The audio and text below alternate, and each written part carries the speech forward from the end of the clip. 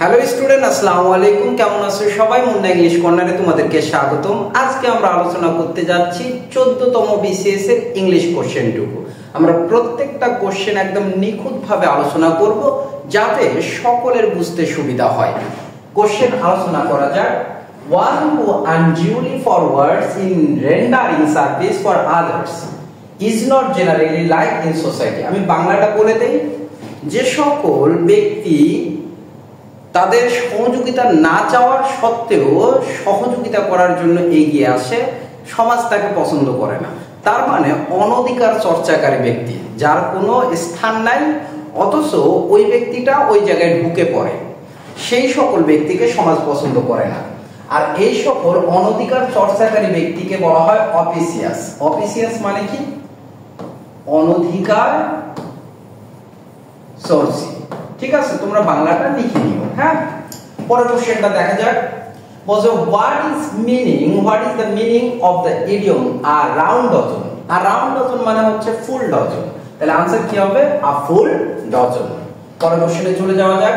You should show good manners in the company of young ladies.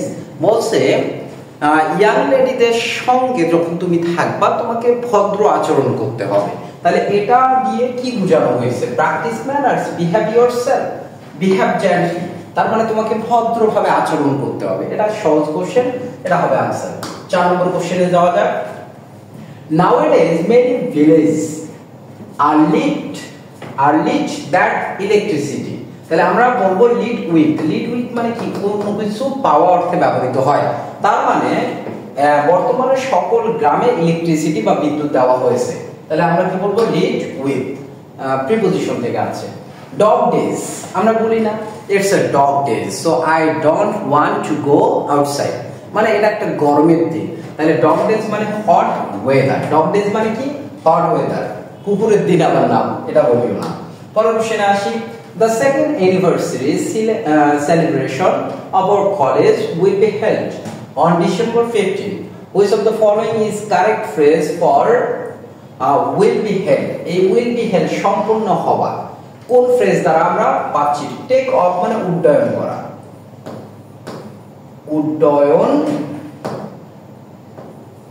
উড্ডয়ন করা। তোমরা নিজেরাই বলতে পারবা কোনটা হবে। will bring about মানে আনা, এটা হবে না। comes of মানে ঘটা। আর come round মানে সুস্থ হওয়া। তাহলে এখানে কি বুঝাইছে বল? will be held মানে সম্পূর্ণ হওয়া, ঘটা। তাহলে आंसर কি হবে? comes of। পরের কোশ্চেনে চলে যাওয়া যাক। not many people can commit such a heinous crime in cold blood. in cold blood মানে হচ্ছে ঠান্ডা মাথায় ভেবে চিন্তে কোন কাজ সম্পূর্ণ করা অর্থে ব্যবহৃত হয়। তাহলে आंसर কি হবে বলো? in cool brain and calculated thought. in cool brain and calculated thought. পরের কোশ্চেনে আসি। the condition of most slum dwellers মানে কি? অধিকাংশ বস্তিবাসীর অবস্থা is so miserable that it can't be described in words. এটাকে কথায় প্রকাশ করা যাবে না, ভাষায় প্রকাশ করা যাবে না। তাহলে আমরা একটা ইডিয়ম ফ্রেজ জানি, বেগার ডেসক্রিপশন মানে ভাষায় প্রকাশ করা যায় না এমন বর্ণনা অতীত। ঠিক আছে, এরপরে কোশ্চেন দেখো। What is the meaning of soft soap?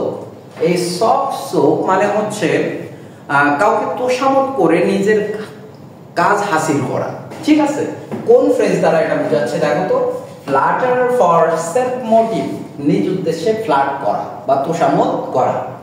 আমরা 10 নম্বর কোশ্চেনে যাই। Can you tell me where? দেখো, মাঝখানে যদি ডাব্লিউএস ওয়ার্ড থাকে সেটাকে রিলেটিভ প্রোনাউন বলা হয়। আর রিলেটিভ প্রোনাউনের পরে গঠন হয় subject plus auxiliary verb plus main verb. দেখো তো কোন সেন্টেন্সে আছে? দেখো, বলছে ক্যান ইউ টেল মি, তুমি কি আমাকে বলতে পারবা mister Ali lives? Mister Ali কোথায় বসবাস করে? ডাজ হবে না শুরুতে, লিভসও হবে না। ঠিক আছে, এখন তোমরা বলতে পারো ভাই mister Ali does not live, এটা বলতে পারেন না কেন? কারণ অর্থের দিক থেকে এটা যাচ্ছে না। তুমি কি বলতে পারো যে মিস্টার আলী কোথায় বাস করে না? এটা আমরা জিজ্ঞাসা করবো না, কোথায় বাস করে জিজ্ঞাসা করবো। অবভিয়াসলি মিস্টার আলী কোথায় বাস করে সেটা জিজ্ঞাসা করবো। How many eggs have your hens dash this month? তার মানে আমরা এখানে একটু কনফিউজিং ভার্ব দেখব। লাই মানে মিথ্যা বলা, এর পাস্ট ফর্ম হচ্ছে লাইট, পাস্ট পার্টিসিপল হচ্ছে লাইট। আবার এই লাই শুয়ে থাকা অর্থে ব্যবহৃত হয়, তখন এর পাস্ট ফর্ম হয় লে, এর পাস্ট পার্টিসিপল হয় লেইড। কি হয়? লেইড। আবার এই লে যেখানে পাস্ট ফর্ম, এটা আবার প্রেজেন্ট ফর্ম হিসেবে ব্যবহৃত হয় কোনো কিছু শুয়ে রাখা অর্থে বা কোনো কিছু রাখা অর্থে বা ডিম পাড়া অর্থে। তাহলে লাই এর লে এর পাস্ট ফর্ম কি হবে? লেইড, এর পাস্ট পার্টিসিপল হবে লেইড। আচ্ছা বলো তো এখানে ডিম পাড়া বুঝাইছে না, তাহলে কোনটা হবে? লাইট তো মিথ্যা বলা অর্থে ব্যবহৃত হয়, যেহেতু পাস্ট টেন্সে এই মাসে কি পরিমাণ ডিম পারছে, লে প্রেজেন্ট ফর্ম হবে না, আর লেইন কখনো অক্সিলারি ভার্ব ছাড়া ভিতরি বসবে না, তাহলে आंसर কোনটা হবে? লেট। আশা করি সবাই বুঝতে পারছো। The invention of computer has turned over a new leaf in history of modern technology. অর্থাৎ কম্পিউটারের আবিষ্কার মডার্ন প্রযুক্তিতে, আধুনিক প্রযুক্তির ইতিহাসে একটা নতুন অধ্যায় সৃষ্টি করছেন। তাহলে আমরা বলতে পারি কি? ওপেন আ নিউ চ্যাপ্টার, একটা নতুন অধ্যায় সৃষ্টি করেছেন। পরের কোশ্চেনে আসি। People who assume that no evil can befall them are foolishly dash.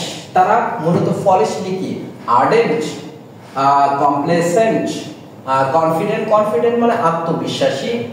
তারপরে যে ওয়ার্ডগুলো আছে সেগুলো দেখো। কমপ্লেসেন্ট, এই কমপ্লেসেন্ট মানে সন্তুষ্ট। আর্ডেন্ট মানে বেকুল। আর্ডেন্ট মানে কি? বেকুল। তারা কি বেকুল? না, তারা হচ্ছে আত্মসন্তুষ্ট।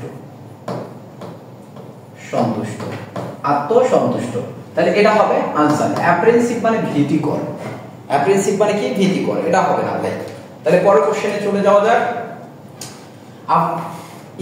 is full of too many words, এটাকে ভার্বাস এক্সপ্রেস বলা হয়। এটা অনেকবার আসছিল ভাই, মেডিকেলে আসছিল, ঢাকা ভার্সিটিতে আসছিল, বিভিন্ন ভার্সিটিতে আসছিল, চাকরি পরীক্ষায় আসছিল। আর ভার্বাস ওয়ার্ড মানে হচ্ছে, ভার্বাস ওয়ার্ড কাকে বলবো? is full of too many words. The walls of four house have been painted. আমরা painted ওয়ার্ড যেটা আছে এরপর কোনো প্রিপজিশন বসে না, দ্যাটস ওয়াই आंसर হবে নো প্রিপজিশন। আমরা রিডান্ডেন্সিতে কিছু ওয়ার্ড পাই যেগুলোর পরে প্রিপজিশন বসে না, যেমন ডিসকাস অ্যাবাউট বলি আমরা, কিন্তু ডিসকাসের পরে কোনো প্রিপজিশন বসে না। এন্টার্ড ইনটু বলি, কিন্তু এন্টার্ড এর পর কোনো প্রিপজিশন বসে না। সিমিলারলি পেইন্টেড এর পর কোনো প্রিপজিশন বসে না। পরের কোশ্চেনে আসি।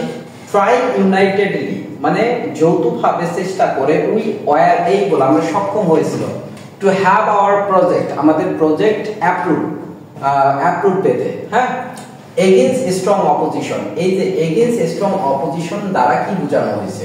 ইন দ্য টিথ অফ মানে দীর্ঘ প্রতিরোধের মুখেও, দীর্ঘ বিপক্ষের মুখেও, শত্রুতার মুখেও। এরপরে আসি।